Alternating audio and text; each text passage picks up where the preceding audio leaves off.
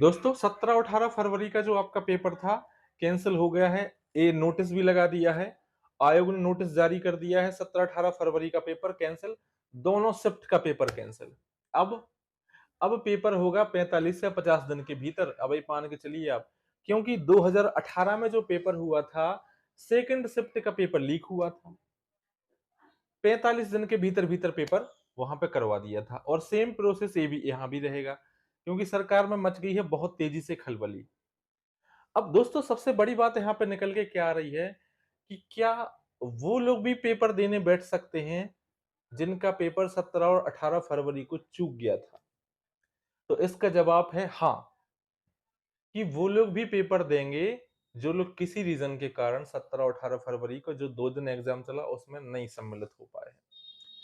क्योंकि नोटिस में आप देख लीजिए साफ साफ लिखा हुआ है 23 दिसंबर 2023 को जो अभ्यर्थी, यानी कि जब वैकेंसी आई थी तो जिन लोगों ने कैंडिडेट्स ने फॉर्म भरा था उनका फॉर्म अगर सही था यानी कि वो पात्र थे।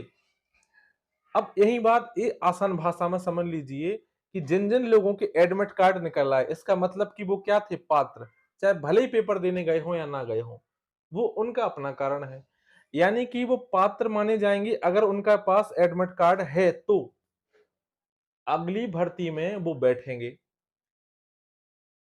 और एक बात, वो तो बैठेंगे ही जिन लोगों का पेपर चूक गया था, लेकिन वो लोग भी बैठेंगे, ऐसा नहीं कि वो लोग नहीं, वो लोग भी बैठेंगे पेपर देने जिन्होंने ये पेपर दिया था।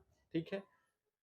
सबसे बड़ी बात मुझे एक करनी है, मैंने 90% स्टूडेंट से जो यहाँ पे थे मेरे आसपास उन लोगों से बात की, तो उन लोगों ने एक ही बात बताई कि भैया जो पेपर हुआ है मैथ और रीजनिंग नहीं बना पाई क्योंकि समय नहीं बचा था। ठीक है, लेकिन अब तो समय है, अब 45 से 50 दिन का समय है, अब तो ये बहाना नहीं होगा ना। करिए प्रैक्टिस, मैथ रीजनिंग पे ज्यादा फोकस करिए।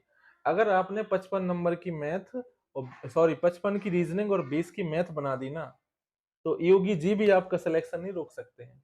और समझ रहे हैं, आप इतना करके तो आइएगा, आपका सिलेक्शन कोई नहीं रोक सकता है दोस्तों है। आप अच्छे से प्रैक्टिस करिएगा और अगर आपको सही लगे तो इस चैनल को सब्सक्राइब भी कर लीजिएगा। मैं यहाँ पे बहुत आपको इसी बोर्ड पे बहुत बहुत आसान भाषा में बहुत शॉर्ट शॉर्ट तरीके से मैं वीडियो आपको जो पुलिस का मैथ है और रीजनिंग है पूरा यही करवा दूंगा मैं आपका। ठीक है। अगर आपको लगता है कि आप घर पे नहीं कर सकते हैं, आपको किसी टीचर की जरूरत है, तो आप किसी कोचिंग को भी ज्वाइन कर लीजिए। ऐसा नहीं है, कोचिंग ज्वाइन कर लीजिए, आपके पास भरपूर समय, आपको बहुत समय मिला हुआ है। आप कोचिंग ज्वाइन कर लीजिए या फिर मैं आपको यहाँ भी करवा दूंगा। लेकिन हाँ, कुछ भी करिए, लग जाइए। एक बात और दोस्तों यहाँ पे साफ साफ है, मैं कह रहा हूं मैथ रीजनिंग, इसका मतलब ये नहीं कि आप सिर्फ मैथ रीजनिंग ही पढ़ते रहे।